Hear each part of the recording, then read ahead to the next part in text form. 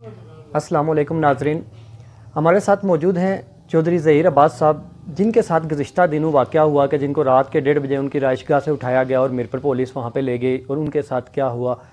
ये हमारे साथ मौजूद हैं, उनसे जानते हैं कि उनके साथ क्या वाक़या हुआ, क्यों उनको पुलिस लेके गई।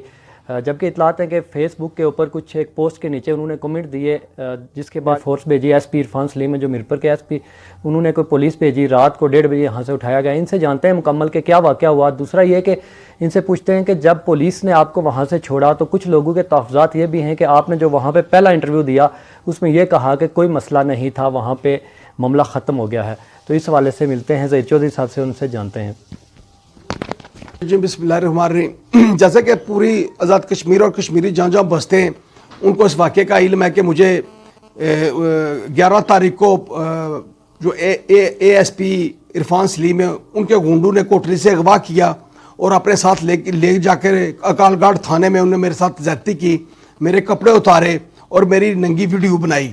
मैं 50 साल का बूढ़ा आदमी हूँ और सीनियर सिटीजन होने के नाते उसने जो मेरी तौहीन की उस पर पूरी दुनिया में एहतजाज हुआ। कहने वाली बात यह है मेरे भाइयों कि मेरा जुर्म यह है कि मैंने सिर्फ 2 सहाफ़ियों के से ये पूछा कि तुम इरफान सलीम के बारे में सच कह रहे हो या ये वाला सच कह रहा है। मुझे तो वाक़े का भी नहीं पता था कि वाक़या क्या था। तो उन्होंने जो मेरी तस्लील की है वो पूरी दुनिया ने देखी है। मैं सिर्फ अपील करता हूँ IG से, चीफ सेक्रेटरी से, वज़ीर उमूर कश्मीर से, चीफ ऑफ आर्मी स्टाफ से कि मेरे इस वाक़े की गैर जानबदाराना तहकीकात करवाई जाए।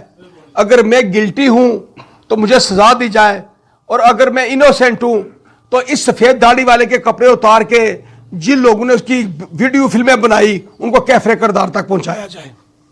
यहाँ से जब उठाया गया रात को 1:30 बजे तो उसके बाद आपको कहाँ ले जाया गया और आपके साथ क्या रवैया अख्तियार किया गया? जब यहाँ से मुझे उठाया गया तो यहाँ से मुझे वो अकालगढ़ थाने में लेके गए, जहाँ पे नसीर SHO अकालगढ़ थाना और जोहिब SHO जो है थोथाल थाना और एक और SHO जिसको मैं जानता नहीं हूँ, ये आगे मेरा इंतज़ार कर रहे थे। इन्होंने उधर अंदर दाखिल होते ही इन्होंने मुझे पकड़ा, हालांकि ये रमज़ान का महीना है, तो उन्होंने मुझे पकड़ा 2 बंदूक ने और एक ने मेरा आज़ार बंद खोल के मेरी शलवार उतारी और दूसरे ने मेरी कमीज़ उतार के मेरी फिल्में बनाना शुरू कर दी और फिर एक लीटर उठा के लाया और उसको दीवार पे मारने लगा बाहर जो बंदा था। और इस तरह में उनको किसी का फ़ोन आ गया कि इसको मारना नहीं है, ठीक है। उस वक्त वो मुझे कपड़े दिए पहनने के लिए, या कपड़े पहन लें, कोई मुझे चाचा कहने लगा, कोई मुझे अंकल कहने लगा, पता नहीं किधर से फ़ोन आया, मुझे नहीं पता फ़ोन उनको किसने किया।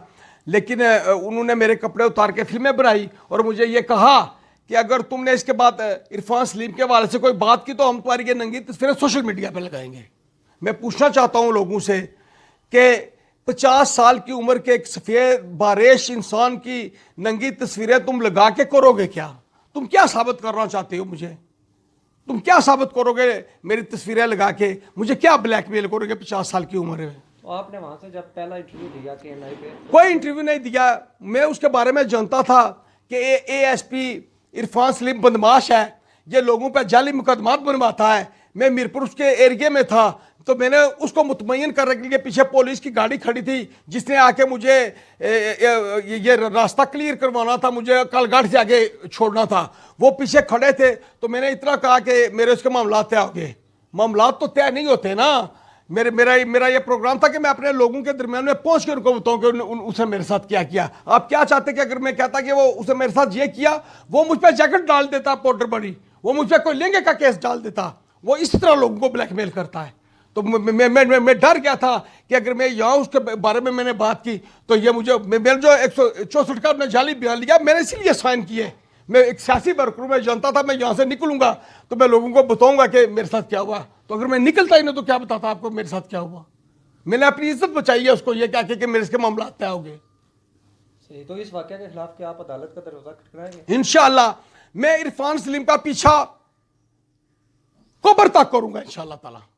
मैं अदालत, हाई कोर्ट, सुप्रीम कोर्ट, मैं दुनिया की हर अदालत में इरफान सलीम के खिलाफ जाऊंगा और इंशाअल्लाह ताला मैं उसका पीछा कब्र तक करूंगा इंशाअल्लाह।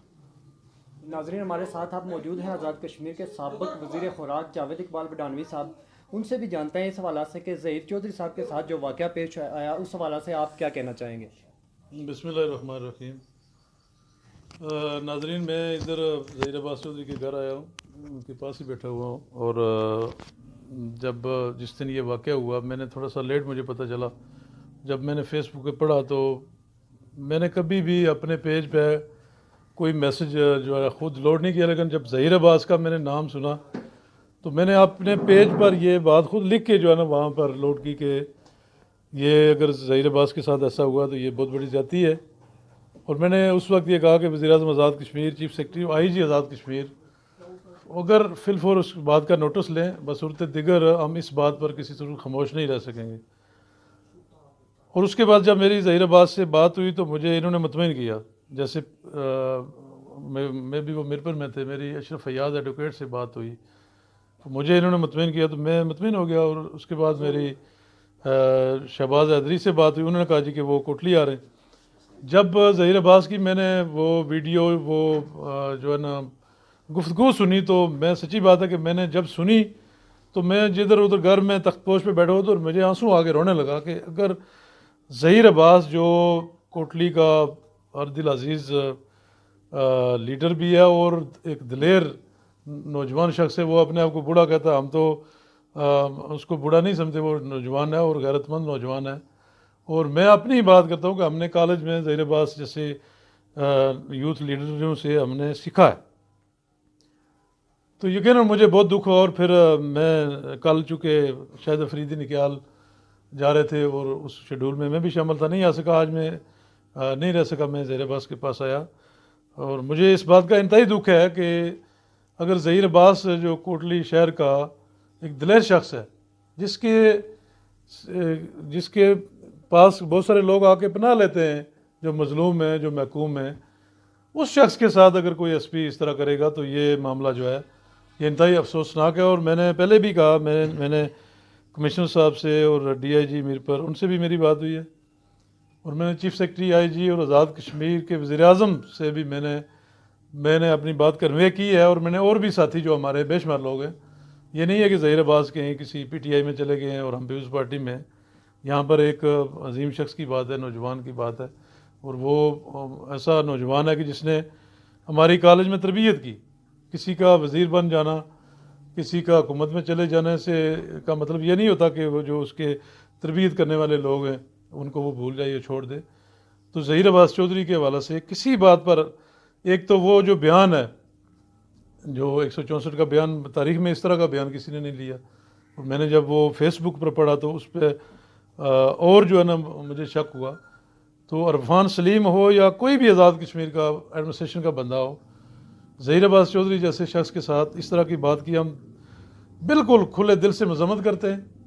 और अगर एक तो मेरा ये मुतालबा है कि फिलफोल इस पर इंक्वायरी की जाए एडमिनिस्ट्रेशन के थ्रू, और अगर ऐसा नहीं है तो फिर जुडिशल इंक्वायरी जो है ना वज़ीर-ए-आज़म आज़ाद कश्मीर से मैं मुतालबा करता हूँ कि इस मामले पर जुडिशल इंक्वायरी मुकर्रर करें और इस मामला की तहकीक होनी चाहिए।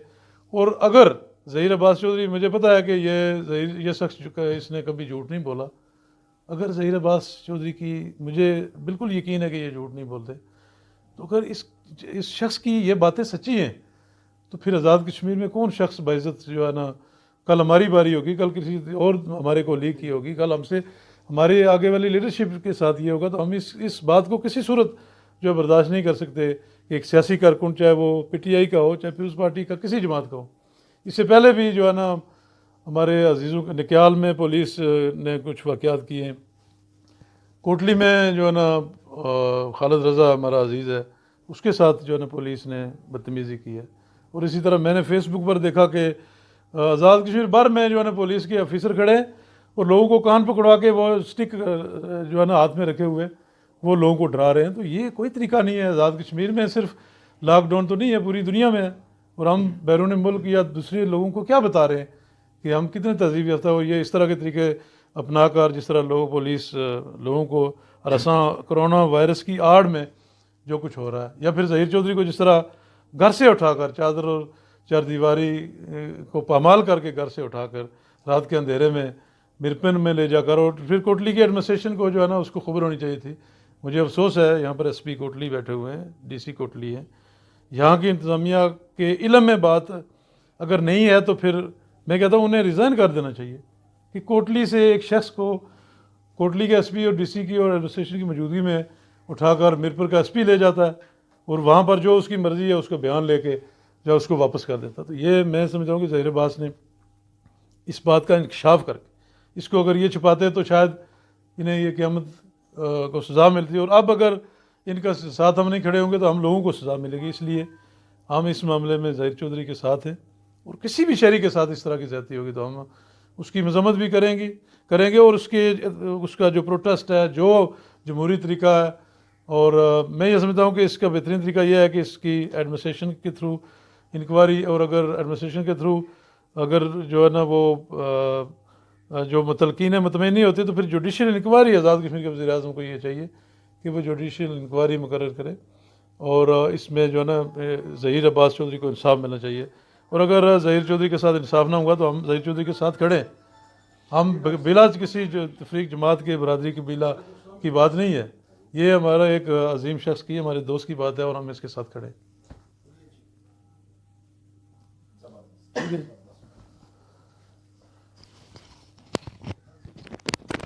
बिस्मिल्लाहिर्रहमानिर्रहीम।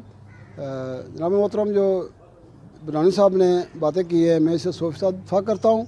एक शरीफ शहरी को जिसके बाल मेरी तरह सफ़ेद हैं, बग़ैर किसी वजह के यहाँ से उठाकर मीरपुर ले जाना, मैं समझता हूँ कि जिस पर कोई मुकदमा नहीं है, जिस पर कोई FIR नहीं है किसी जगह भी, ना मीरपुर ना कोटली में, तो ये इस एक घिनौनी साजिश के तहत हमारे एक शहरी को, एक हमारे लीडर को, एक हमारे भाई को उठाकर इस तरह ले गए, तो किसी सूरत में हम बर्दाश्त नहीं करेंगे, ख्वाह वो SP मीरपुर हूँ, कोटली हूँ। मैं हैरान हूँ कि DC कोटली और अपने SP कोटली के सिलसिले में कि इतने बड़े आदमी को उठाकर ले गए और DC कोटली को इसका इल्म नहीं है या SP कोटली को इसका इल्म नहीं है। मैं इसी पर